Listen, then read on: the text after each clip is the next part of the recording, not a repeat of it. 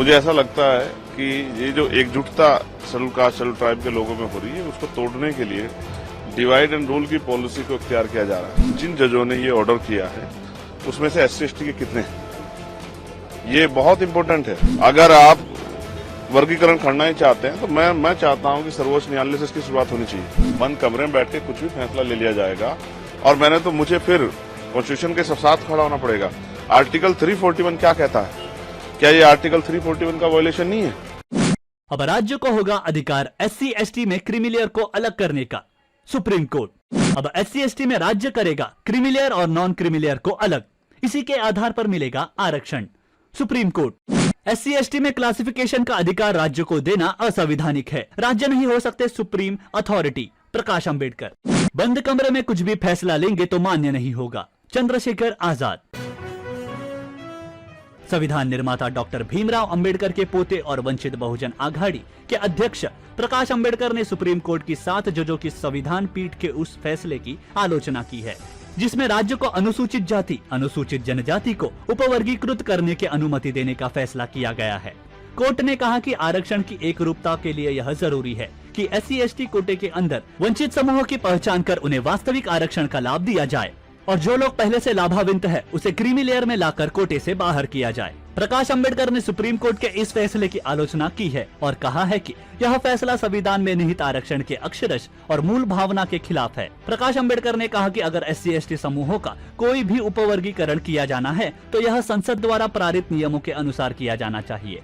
अदालत के फैसले के गंभीर परिणामों की चर्चा करते हुए अंबेडकर ने कहा कि यह केंद्रीय विषय है, न कि राज्यों का विषय है। एक इंटरव्यू में प्रकाश अंबेडकर ने कहा कि राज्य अनुसूचित जाति जनजाति का उपवर्गीकरण करने के लिए उपयुक्त अथॉरिटी नहीं है। उन्होंने कहा कि अगर यह जरूरी भी है तो यह संसद द्वारा ही किया जाना चाहिए। उन्होंने सवालिया लहजे में कहा कि अगर SC/ST और OBC कैटेगरी में यह उपवर्गीकरण उचित है तो सामान्य श्रेणी में क्यों नहीं, जहां एक ही समुदाय के लोगों का एकाधिकार है।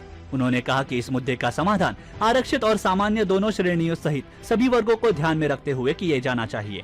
भीम आर्मी के संस्थापक और आजाद समाज पार्टी कांशीराम के प्रमुख चंद्रशेखर आजाद ने कहा, मैंने अभी तक सुप्रीम कोर्ट का पूरा फैसला नहीं पढ़ा है।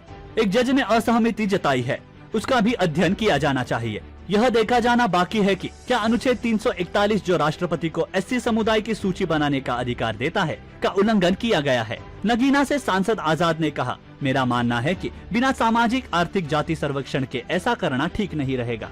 संविधान सभा की बहसें अवश्य पढ़नी चाहिए। पद मिलने से किसी दलित की सामाजिक स्थिति नहीं बदली जाती। बता दें कि 7 जजों की संविधान पीठ ने अनुसूचित जाति और अनुसूचित जनजाति के तहत कोटे के अंदर कोटा का उपवर्गीकरण करने की अनुमति दे दी है और कहा है कि राज्य के पास इन कैटेगरी की वंचित जातियों के उत्थान के लिए SC/ST में उपवर्गीकरण करने की शक्तियां हैं। अपने फैसले में दलित जज जस्टिस BR गवई ने संविधान निर्माता डॉक्टर भीमराव अंबेडकर का उल्लेख करते हुए कहा कि राज्य को SC और ST में क्रीमी लेयर की पहचान करनी चाहिए तथा उन्हें आरक्षण के दायरे से बाहर रखना चाहिए। पीठ के दूसरे जज जस्टिस विक्रम नाथ ने भी इस दृष्टिकोण का समर्थन करते हुए कहा कि जैसे OBC कैटेगरी पर क्रीमी लेयर सिद्धांत लागू होता है उसी तरह SC/ST कैटेगरी में भी लागू होना चाहिए। देखिए, मैंने अभी माननीय सर्वोच्च न्यायालय का पूरा आदेश नहीं पढ़ा, मैं उसको स्टडी करूंगा और मेरे आज भी याद है कि मैं लगातार लाइब्रेरी जाता हूँ कॉन्स्टिट्यूशनल असेंबली की जो डिबेट्स हैं, जब ये रिजर्वेशन पैटर्न आया उसको स्टडी करने के लिए आज भी मुझे उस पर जाना पड़ेगा।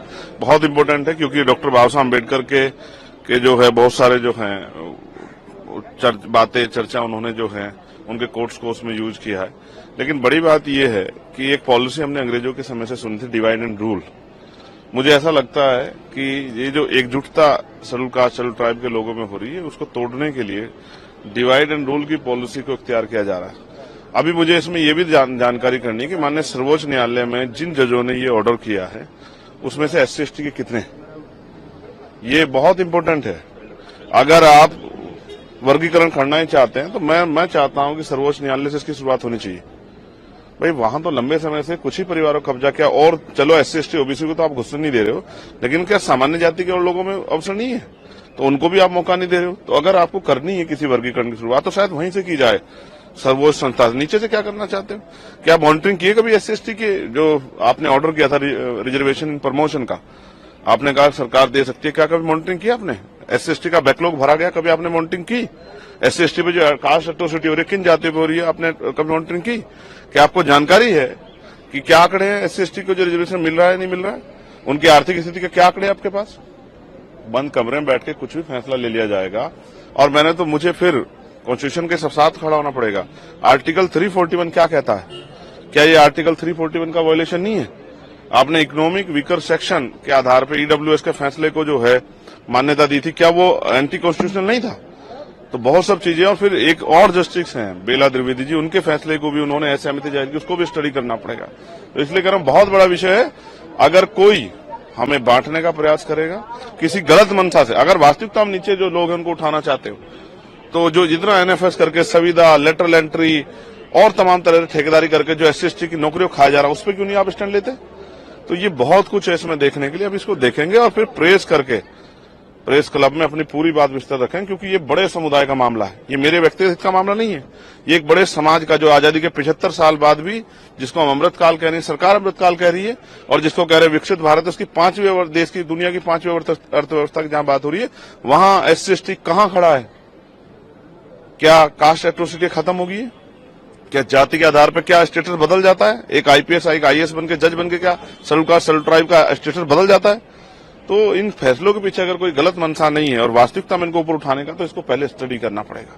और फिर क्योंकि हम कोर्ट में नहीं थे, मैं ये भी देखूंगा कि इसको अपोज करने वाले, इस फैसले में SC ST का पक्ष रखने वाले कितने वकील थे और वो कौन सी जातियों के थे, और SC ST के विरोध में खड़े होने वाले कौन से वकील थे, वो किन जातियों के थे, कि सबके चेहरे भी उजागर होने चाहिए कि कौन हमें बांटना चाहता है, वो कौन सी पार्टी जुड़े हुए लोग हैं। सब चीजों पे हम लोग जो है बिंदुवार इसकी जानकारी हासिल करेंगे और फिर प्रेस क्लब में मीडिया को बुला के अपनी बात को रखें, क्योंकि बहुत बड़े समुदाय का फैसला है, मिनटों में नहीं हो सकता।